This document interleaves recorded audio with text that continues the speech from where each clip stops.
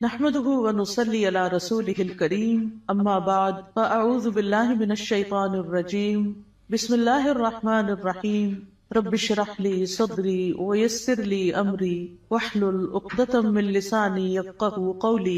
قرآن مجید کا آغاز سورۃ الفاتحہ سے ہوتا ہے جو قرآن مجید کی سب سے افضل سورت ہے۔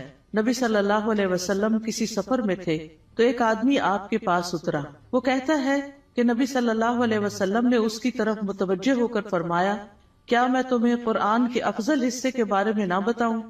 پھر آپ صلی اللہ علیہ وسلم نے اس پر الحمدللہ رب العالمین کی تلاوت کی۔ سورۃ الفاتحہ ایک بے مثال سورت ہے۔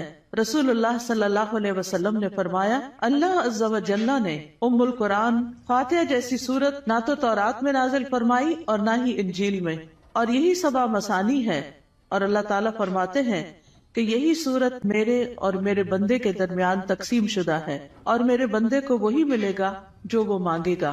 اعوذ باللہ من الشیطان الرجیم بسم اللہ الرحمن الرحیم۔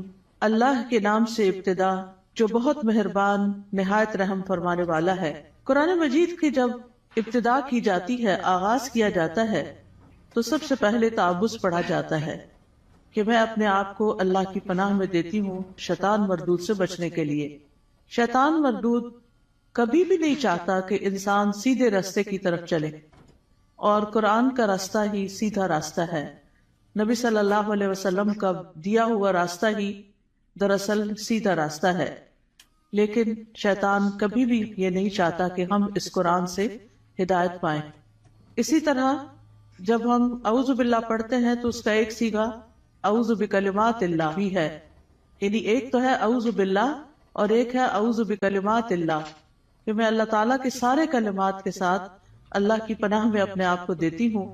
کیونکہ آپ دیکھیے کہ اللہ سبحانہ تعالیٰ کی جو مختلف مخلوقات ہیں ان میں سے یعنی شیاطین تو بری مخلوق ہیں، لیکن اس کے ساتھ ساتھ فرشتے جو ہیں وہ اچھی مخلوق ہیں۔ تو انسان کو ایک طرف جہاں شیطان بہکاتا ہے تو وہاں دوسری طرف فرشتہ اس کے دل میں اچھا خیال بھی ڈالتا ہے، اور فرشتے جو ہیں وہ ہمارا دفاع بھی کرتے ہیں۔ تو اس لیے اللہ سبحانہ تعالیٰ کی مدد کے ساتھ قرآن کا آغاز کرنا چاہیے۔ بسم اللہ الرحمن الرحیم سے اللہ کا نام لے کر جو کہ بہت مہربان نہایت رحم فرمانے والا ہے۔ الحمدللہ رب العالمین الرحمن الرحیم مالک یوم الدین ایاک نعبد و ایاک نستعین۔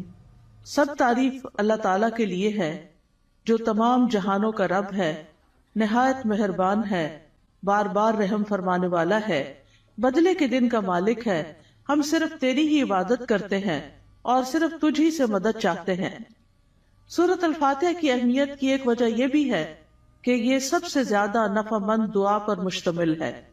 ابن تیمیہ کہتے ہیں کہ جب میں نے غور کیا کہ سب سے نفع مند دعا کون سی ہے تو بس وہ اللہ کی رضا کے کاموں پر مدد مانگنے کی دعا ہے کہ اللہ اپنی پسند کے کاموں پر ہماری مدد فرما۔ پھر میں نے سورۃ فاتحہ کی اس آیت ایاک نعبد و ایاک نستعین میں اس دعا کو پا لیا، اور اس میں دراصل انسان اللہ کی عبادت کی بات کرتا ہے کہ اللہ میں تیرا بندہ ہوں، تیری عبادت کرتا ہوں، تیری عبادت کرنا چاہ رہا ہوں۔ اور جیسا کہ آئندہ رمضان آ رہا ہے تو اس میں ہم عام دنوں سے زیادہ انشاءاللہ اللہ تعالیٰ کی عبادت کریں گے۔ تو یہ عبادت جو ہے یہ اللہ سبحانہ تعالیٰ کی محبت کا نام ہے، یعنی عبادت کے 3 ارکان ہوتے ہیں، جن میں سب سے پہلا رکن جو ہے کمال درجے کی محبت ہونا۔ والذین آمنوا اشد حبا للہ، وہ لوگ جو ایمان لائے اللہ کی محبت میں سب سے زیادہ شدید ہوتے ہیں۔ دوسری بات یہ ہے کہ کامل درجے کی امید ہونا، وَيَرْجُونَ رَحْمَتَهُ، کہ وہ اس کی رحمت کی امید رکھتے ہیں۔ اور تیسرے اللہ تعالیٰ کا کامل خوف ہونا، یعنی یہ 3 چیزیں انسان کے اندر ہوں تو انسان عبادت گزار ہوتا ہے۔ اللہ کی محبت، اللہ کا خوف اور اللہ سے امید بھی۔ اور اللہ تعالیٰ کے علاوہ کسی اور کی عبادت کرنا جائز نہیں، اور عبادت اللہ کا حق ہے۔ اور ایاک نستعین کا مطلب ہے کہ ہم تجھ سے مدد چاہتے ہیں۔ تو جب نبی صلی اللہ علیہ وسلم نے فرمایا کہ جب تم مانگو تو اللہ سے مانگو، اور جب تم مدد چاہو تو اللہ سے مدد چاہو، کیونکہ دراصل اللہ ہی ہر چیز پر قادر ہے اور وہی انسان کو مدد دے سکتا ہے۔ جہاں تک اللہ عز و جل کی مخلوق کے علاوہ صرف اللہ سے مدد طلب کرنا ہے تو یہ اس لیے کیونکہ بندہ اکیلا اپنے فائدوں کے حصول اور اپنے نقصانوں کو ہٹانے سے عاجز ہے. یعنی اگر میں چاہوں کہ میں اکیلی ہی اپنے فائدے حاصل کر لوں یا جو بھی کوئی نقصان دہ چیز ہے یا تکلیف دہ چیز ہے اس سے چھٹکارا پا لوں تو یہ میرے بس کی بات نہیں ہے. کیونکہ انسان کی دین کی مصلحتیں ہوں یا دنیا کی فائدے کی چیزیں ہوں، اللہ کے سوا اس کی مدد کوئی بھی نہیں کر سکتا. اور جس کی مدد اللہ کرے اسی کو مدد حاصل ہوتی ہے، اور جس کو اللہ چھوڑ دے اس کی پھر کوئی مدد کرنے والا نہیں ہوتا، وہ بے یار و مددگار ہو جاتا ہے. اسی لیے ہم کہتے ہیں لا حول ولا قوت الا باللہ، کہ کوئی توفیق نہیں مل سکتی، کوئی قوت نہیں ہوتی مگر اللہ کے ساتھ. یعنی ہمارا حال بدل نہیں سکتا، یعنی حال سے بھی ہے، یعنی لا حول، حال کی کوئی تبدیلی نہیں ہو سکتی، ایک حال سے دوسرے حال میں ہم نہیں جا سکتے، اور ہمارے اندر کوئی قوت بھی نہیں ہے مگر یہ کہ اللہ ہی کی دی ہوئی قوت اور اللہ ہی کی دی ہوئی طاقت سے انسان کے حالات تبدیل ہو سکتے ہیں. یعنی ہماری زندگیوں میں کئی مسائل ہوتے ہیں، کبھی بچوں کے مسائل، کبھی رشتہ داروں کے مسائل، کبھی اور مالی مسائل، یعنی کئی طرح کی چیزیں انسان کو پریشان کرتی رہتی ہیں. لیکن انسان کی اس ساری حالت کو کوشش کے باوجود بھی بعض اوقات خود سے انسان یا دوسرے لوگ، ہمارے ماں باپ، ہمارے شوہر، ہمارے بچے مل کے اس کو تبدیل نہیں کر سکتے. آپ نے دیکھا ہوگا جب انسان پریشان ہوتا ہے تو کبھی کسی کے پاس جاتا ہے، کبھی کسی سے دکھ بیان کرتا ہے، کبھی کسی سے مشورہ کرتا ہے، لیکن ساری باتیں کر کے چھوڑ دیتے ہیں، ہوتا ہوا تھا کچھ نہیں. ایسے میں انسان کو ٹھیک ہے مشورہ کر لینا چاہیے، مدد لینی چاہیے، لیکن اللہ سبحانہ وتعالیٰ سے ہی اصل میں مدد لینی چاہیے اور خوب خوب دعائیں کرنی چاہیے. اور اگر یہ کلمہ بھی بار بار انسان پڑھتا رہنا، ایاک نعبد و ایاک نستعین، کہ صرف تیری ہم عبادت کرتے ہیں اور تجھ سے ہم مدد چاہتے ہیں، تو انشاءاللہ اللہ کی مدد آئے گی. بندہ کس کس کام میں اللہ کی مدد کا محتاج ہے؟ اپنے روزمرہ کے مسائل کے حل کے لیے تو محتاج ہے ہی، اپنی خوراک کے لیے ہے، اپنے لباس کے لیے ہے، اپنی رہائش کے لیے، اپنی سب چیزوں کے لیے تو ہے ہی. لیکن خاص طور پر اللہ کی عبادت کے لیے ہم سب سے زیادہ اس کے محتاج ہیں کہ ہم اس سے مدد مانگے. تو انسان اللہ تعالیٰ کے احکام بجا کے نہیں لا سکتا جب تک انسان کو اللہ کی مدد حاصل نہ ہو. برائی چھوڑنا چاہتے ہیں، اپنی کوئی بری عادت چھوڑنا چاہتے ہیں، تو ہم اس کو چھوڑ نہیں سکتے جب تک اللہ کی مدد ہمیں حاصل نہ ہو.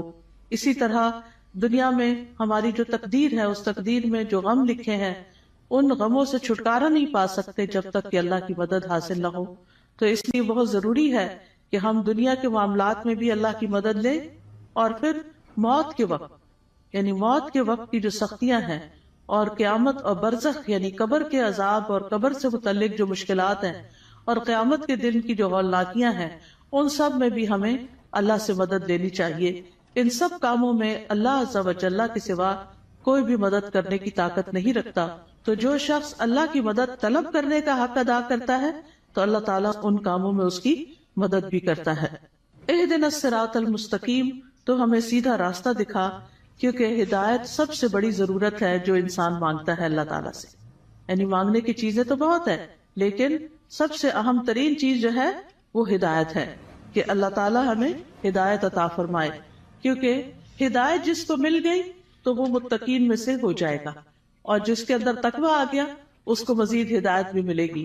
اور جو متقین میں سے ہو جائے گا تو من یتق اللہ یجعل لہ مخرجا ویرزقہ من حیث لا یحتسب، جو اللہ سے ڈرے گا وہ اس کے لیے نکلنے کا کوئی راستہ بنا دے گا اور اسے وہاں سے رزق دے گا جہاں سے وہ گمان بھی نہیں کرتا ہوگا، یعنی جہاں سے وہ سوچ بھی نہیں سکتا. تو اس لیے انسان کو ہدایت کی ضرورت ہے اور ہدایت اللہ سے مانگتے ہی رہنا چاہیے.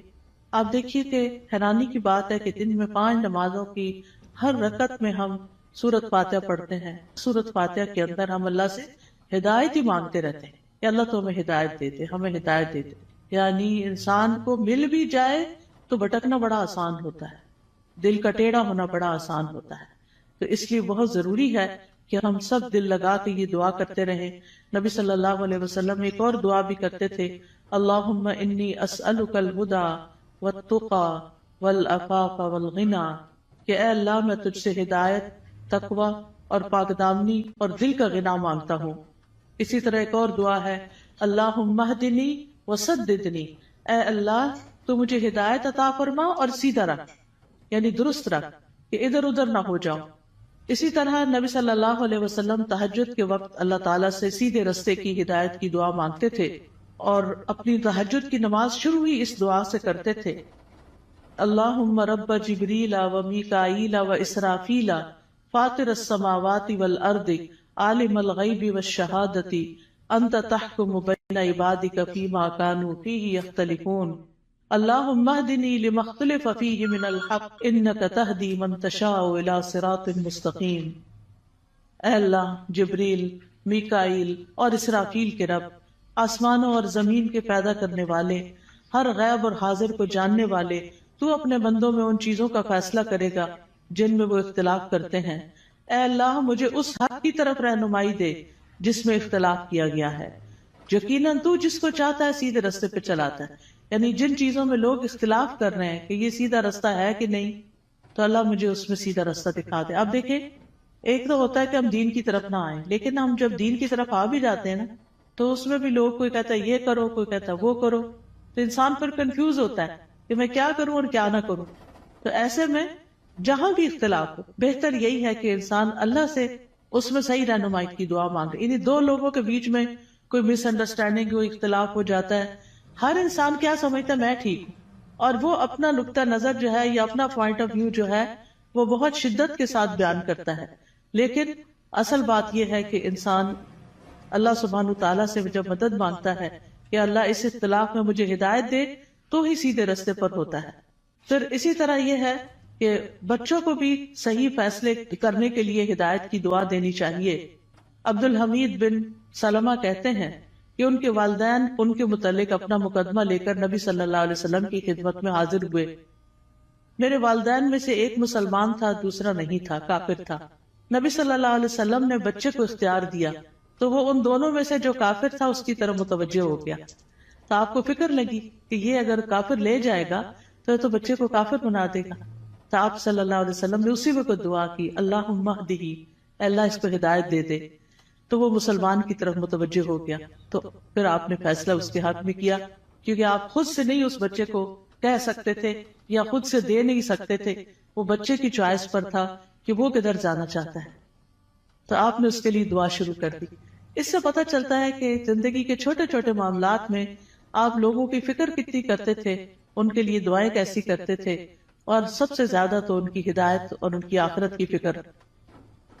پھر اسی طرح یہ ہے صراط الذین انعمت علیہم، راستہ ان لوگوں کا جن پر تو نے انعام کیا۔ یعنی ہم سیدھا راستہ تو مانگتے ہیں، لیکن ہمیں یہ نہیں پتا کہ وہ کیسے پتا چلے گا، کون سا ہمارے لیے نمونہ ہے، کن لوگوں کو ہم فالو کریں۔ کیونکہ پڑھی ہوئی چیزیں، سنی ہوئی چیزیں انسان جب کرنے لگتا ہے تو طریقہ فرق ہو جاتا ہے، لیکن جب کسی کو کرتے ہوئے دیکھتا تو آسانی ہو جاتی۔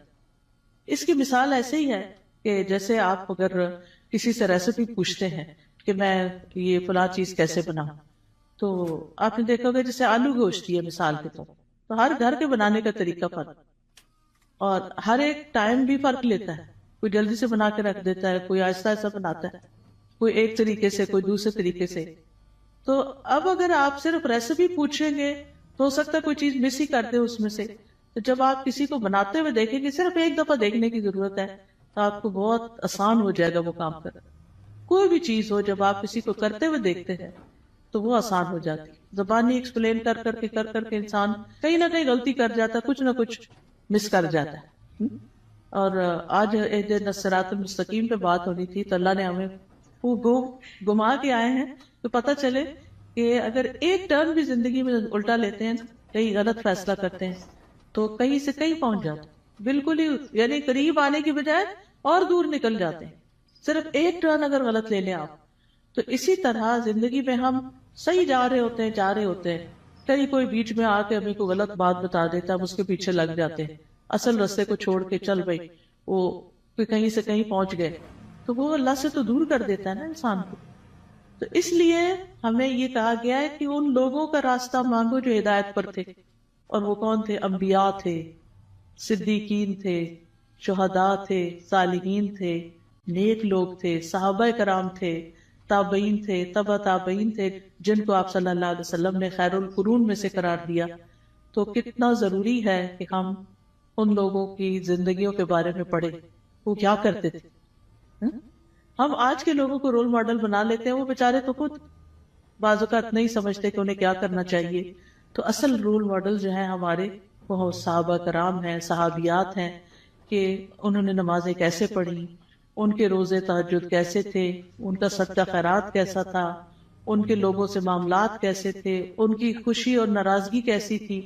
تو اگر ہم ان چیزوں کے بارے میں پڑھتے رہیں گے، جانتے رہیں گے، تو آپ دیکھیں گے کہ بہت سی چیزیں درست ہو جائے گی. یعنی اپنی غلطیاں بھی نظر آئیں گی اور جو اچھے کام ہیں وہ بھی. اور ان کی زندگی کے واقعات اور حالات بہت موٹیویشنل بھی ہوتے ہیں. یعنی اگر آپ صحابہ کی کہانیاں پڑھیں تو انسان روئے بغیر رہ نہیں سکتا.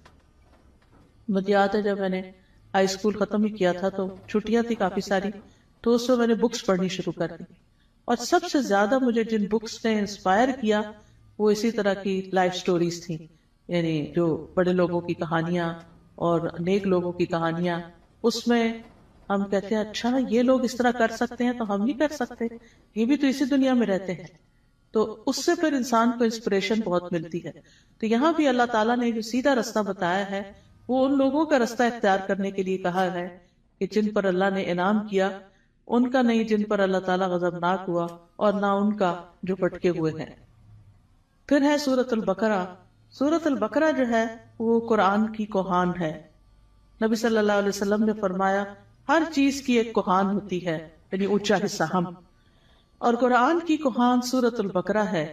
اور جب شیطان سورۃ البقرہ کی تلاوت سنتا ہے تو وہ اس گھر سے نکل جاتا ہے جس میں سورۃ البقرہ کی تلاوت کی جا رہی ہو.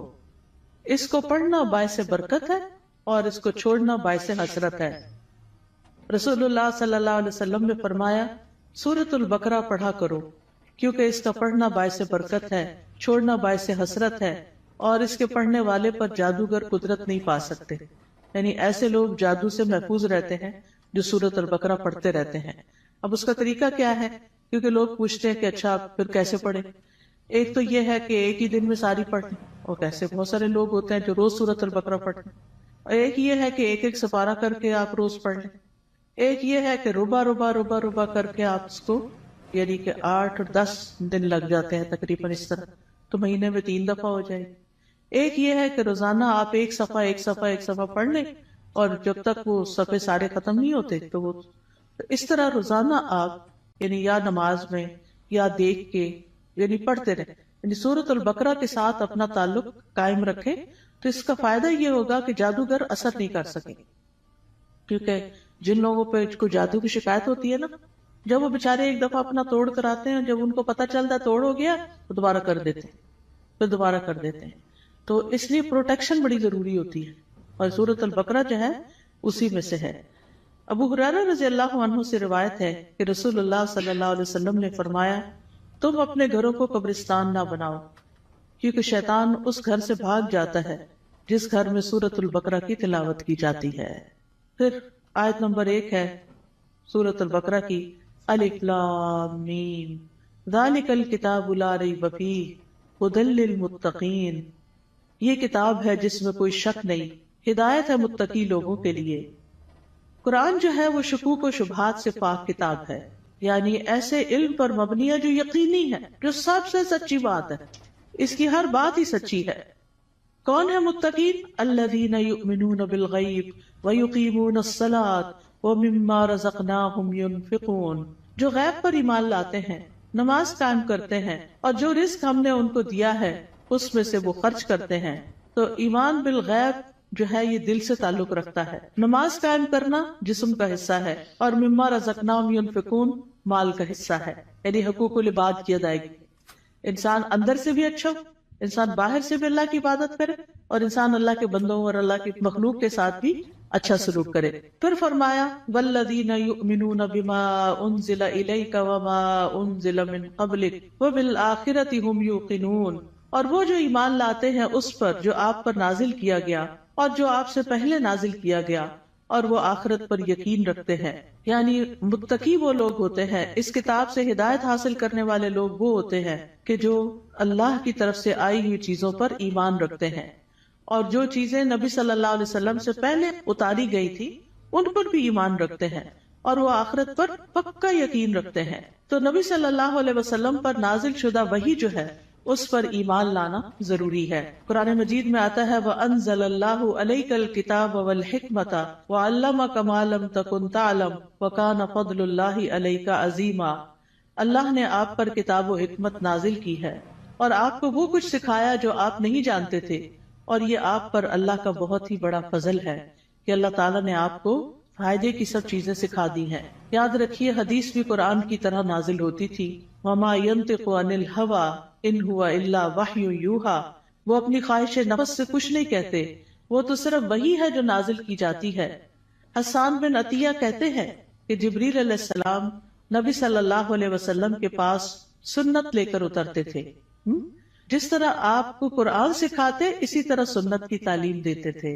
قرآن جو تھا وہ لکھا جاتا تھا، یعنی قرآن جو تھا وہ آپ سنتے تھے اور پھر صحابہ کو لکھوا دیتے تھے، جبکہ سنت جو ہے وہ چونکہ زیادہ تر پریکٹس کی چیز ہے، عمل کی چیز ہے، تو وہ آپ اس چیز پر عمل کر لیتے تھے. نبی صلی اللہ علیہ وسلم نے ہمیں بھی تلقین کی ہے کہ ہم اس قرآن و سنت کو مضبوطی سے پکڑے رکھیں. رسول اللہ صلی اللہ علیہ وسلم نے فرمایا میں تم میں دو چیزیں چھوڑے جا رہا، تم ہرگز گمراہ نہیں ہوگے جب تک ان دونوں کو مضبوطی سے نہ تھام لو. ایک اللہ کی کتاب اور دوسرے اس کے نبی کی سنت ہے. وَبِالْآخِرَةِ هُمْ يُوقِنُونَ. اور آخرت پر وہ یقین رکھتے ہیں. یقین کا معنی جو ہے وہ ایسا ایمان ہے جس کی طرف شک داخل، یعنی اتنا پکا کہ جیسے انسان اپنی آنکھوں سے کوئی چیز دیکھ رہا ہوتا ہے تو اس پر یقین ہوتا ہے کہ میں کوئی جھوٹ نہیں دیکھ رہا، مجھے حقیقت ہے. یقین جو ہے یہ علم کا سب سے اونچا درجہ ہے. یعنی یہ نہیں کہا آخرت کا علم رکھتے ہیں، آخرت کو جانتے ہیں، نہیں، اس پر پکا یقین رکھتے ہیں، ایمان رکھتے ہیں. تو یقین کے فائدے کیا ہوتے ہیں؟ یقین کا فائدہ یہ ہوتا ہے کہ انسان کے لیے عمل آسان ہو جاتا ہے. انسان کو اللہ تعالیٰ سے یقین مانگنا چاہیے. ابو بکر رضی اللہ عنہ دعا میں یہ کلمات کہتے تھے اللہم ہب لی ایمانا و یقینا و معافاتا و نیتا. اے اللہ مجھے ایمان اور یقین اور عافیت اور اچھی نیت عطا فرما. اولئک علی ھدی من ربہم واولئک ھم المفلحون. یہی لوگ اپنے رب کی طرف سے ہدایت پر ہیں اور یہی لوگ دراصل فلاح پانے والے ہیں. اس کے بعد فرمایا بے شک وہ لوگ جنہوں نے کفر کیا ان کے لیے برابر ہے کہ آپ انہیں ڈرائیں یا نہ ڈرائیں، وہ ایمان نہیں لائیں گے. اللہ نے ان کے دلوں اور ان کے کانوں پر مہر لگا دی ہے اور ان کی آنکھوں پر پردہ ہے اور ان کے لیے بہت بڑا عذاب ہے. گناہ جب دل پہ پے در پے آتے ہیں تو دل کو بند کر دیتے ہیں، اور جب اسے بند کر دیتے ہیں تو اللہ کی طرف سے ٹھپا اور مہر لگ جاتی، پھر ایمان اندر نہیں داخل ہوتا. اس لیے پھر انسان کا کفر سے چھٹکارا پانے کا کوئی رستہ نہیں رہ جاتا. ختم اللہ علی قلوبہم. اور پھر کان بھی نہیں سنتے اور آنکھیں بھی نہیں دیکھتی، کہیں سے بھی عبرت نہیں ہوتی.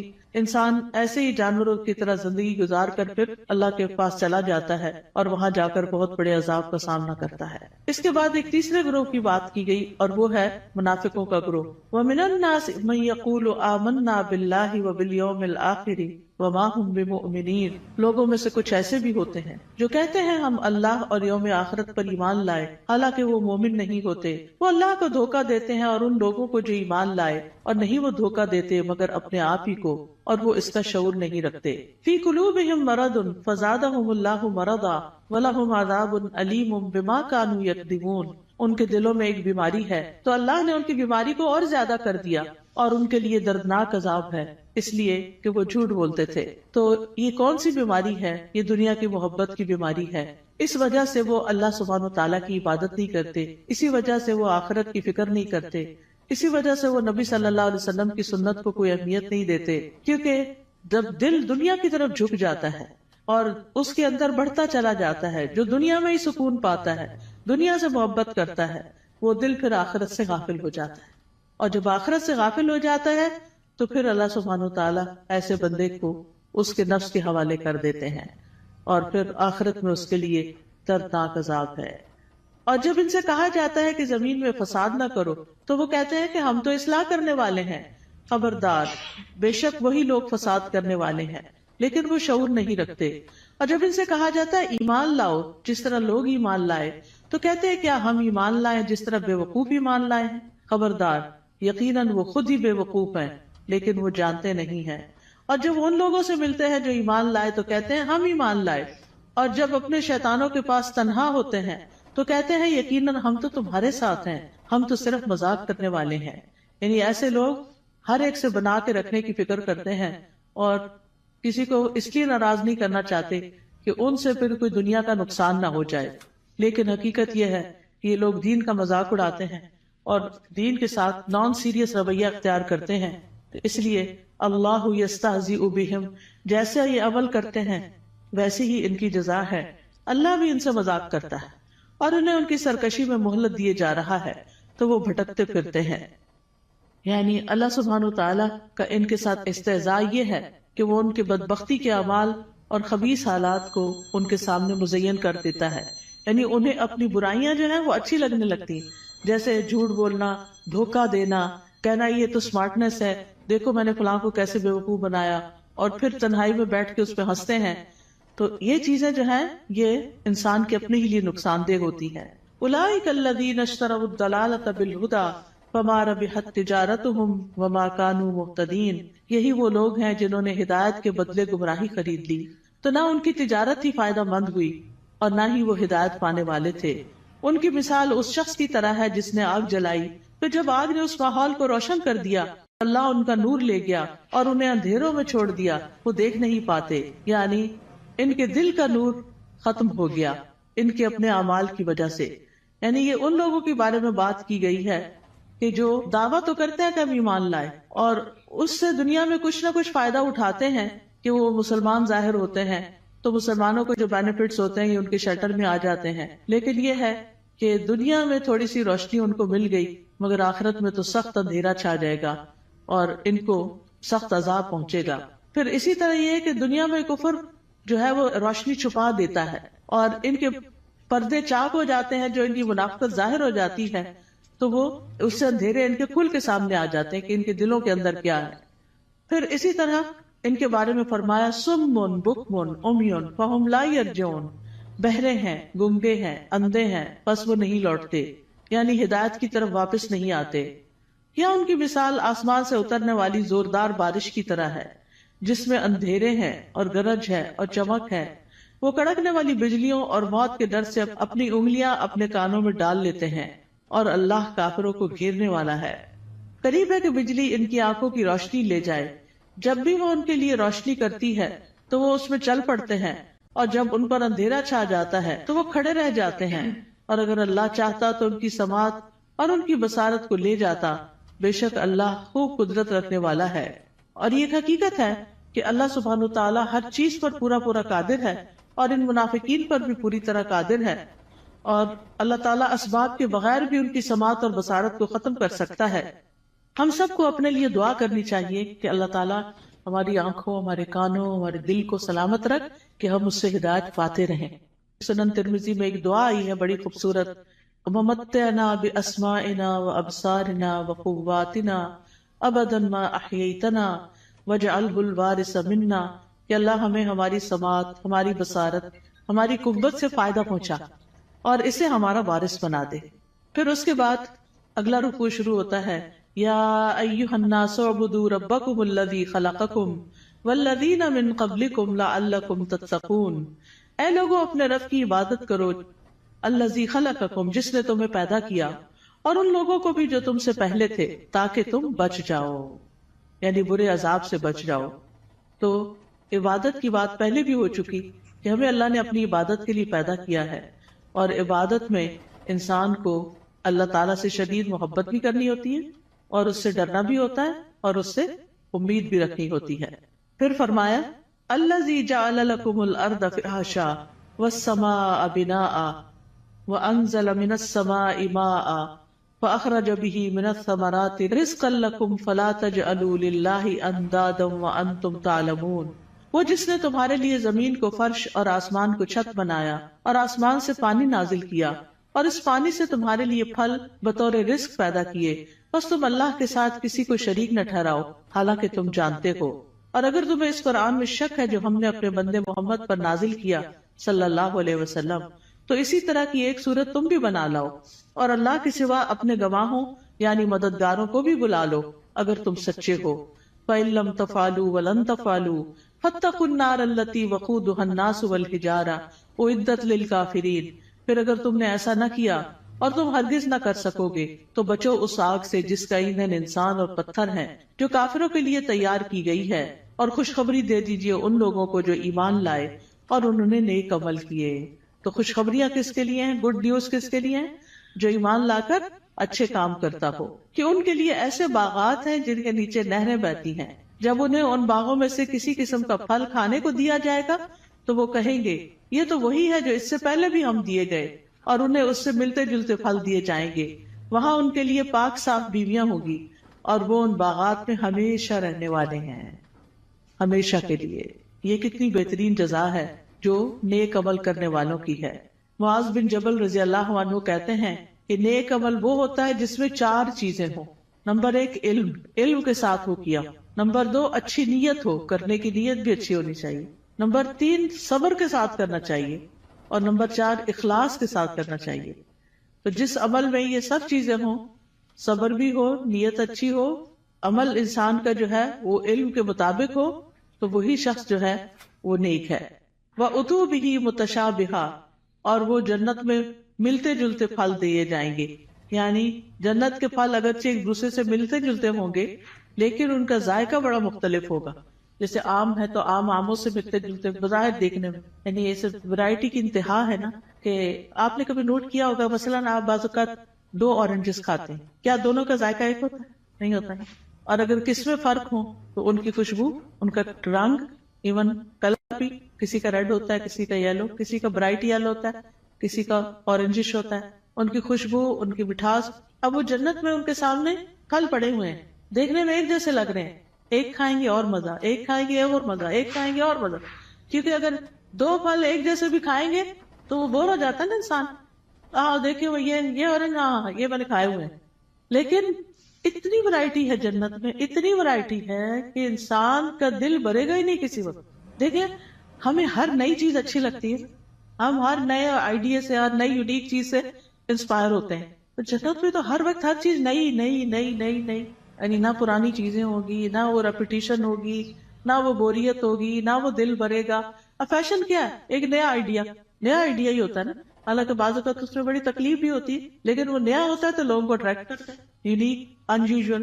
تو وہ اتو بھی متشابہہ، دیکھنے میں وہ متشابہ ہے لیکن کھانے میں ان کا مزہ، جیسے ایک حدیث میں بھی آتا ہے کہ جنت میں جو ببول کا درخت ہوگا اس کے جو کانٹے ہوں گے، اس میں سے ایک کانٹے کے اندر 70,000 قسم کے پھل ہوں گے، یعنی اس کے اندر وہ رنگ ہوں گے اور اس کے ڈفرنٹ چیزیں ہوں گی، اور وہ جب ایک ایک چیز نکالتا جائے گا انسان تو different colour, different test, different خوشبو، ایکسپلور ہی کرتا جائے گا، ایکسپلور ہی کرتا جائے گا۔ اسی لیے خالدین فی، رہنا ہی رہنا ہے، کوئی موت نہیں ہے وہاں، جنت میں موت نہیں ہے، جہنم میں بھی موت نہیں ہے۔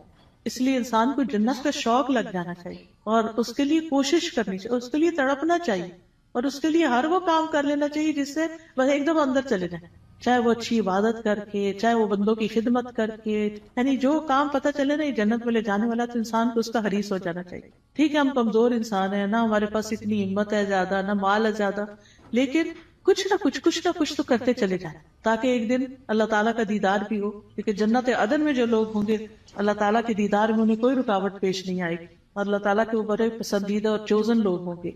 لیکن اس کے لیے اللہ کے راستے میں جہاد کرنا، جد و جہد کرنا، نکلنا، اپنے کمفرٹ زون سے باہر نکلنا، اپنا مال خرچ کرنا، اپنی جان لگانا، یہ چیزیں ہیں جس سے انسان جنت کا سودا کرتا ہے۔ ان اللہ اشتری من المؤمنین انفسهم واموالهم بان لهم الجنہ، اللہ نے بے شک خرید لی مومنوں سے ان کی جانیں اور ان کے مال، کیونکہ ان کے لیے جنت ہے۔ تو جنت حاصل کرنے کے لیے انسان کو کچھ دینا پڑتا ہے، اور وہ یہی دنیا کا وقت ہے، تھوڑا سا یہ چند سال ہے، پتہ نہیں کب تک زندہ ہے کب تک نہیں۔ تو اللہ تعالیٰ سے دعا ہے کہ وہ ہمیں نیک اعمال کرنے کی توفیق عطا فرمائے۔ پھر بے شک اللہ اس سے نہیں شرماتا کہ وہ مادہ مچھر یا اس سے اوپر کسی چیز کی مثال بیان کرے.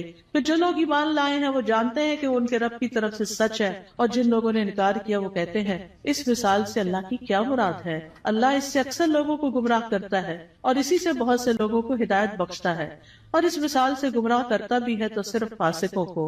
یعنی اللہ تعالیٰ جن لوگوں کو گمراہ کرتا ہے وہ اس لیے نہیں کرتا کہ اللہ چاہتا ہے یہ گمراہ ہو جائے، نہیں، اصل میں ان کے اندر ایسی کوئی علت ہوتی ہے کہ جو اس بات کا سبب بن جاتی ہے کہ اللہ تعالیٰ پھر اس بندے کو ہدایت کی بجائے الٹے رستے پہ چلا دیتا ہے. جیسے سورۃ الصف میں آتا ہے فَلَمَّا زَاغُوا أَزَاغَ اللَّهُ قُلُوبَهُمْ وَاللَّهُ لَا يَهْدِي الْقَوْمَ الْفَاسِقِينَ. پھر جب وہ ٹیڑھے ہو گئے تو اللہ نے ان کے دل ٹیڑھے کر دی. انسان سیدھا رستہ چھوڑ کے ٹیڑھے پہ جاتا ہے تو پھر اللہ تعالیٰ اس کو اسی کے حوالے کر دیتا ہے، اور اللہ نافرمان لوگوں کو ہدایت نہیں دیتا. تو جو لوگ رب کے حکم کو مان جاتے ہیں ان کو ہدایت کی تعلیم مل جاتی ہے اور وہ سیدھے رستے پہ چل پڑتے ہیں. اور پھر فاسق کون ہوتے ہیں؟ جو اللہ کے عہد کو اس کے مضبوط باندھنے کے بعد توڑ دیتے ہیں، اور جس چیز کا اللہ نے جوڑنے کا حکم دیا اس کو کاٹ ڈالتے ہیں، یعنی رشتہ داروں سے کاٹ لیتے ہیں اور زمین میں فساد کرتے ہیں. یہی لوگ دراصل نقصان اٹھانے والے ہیں.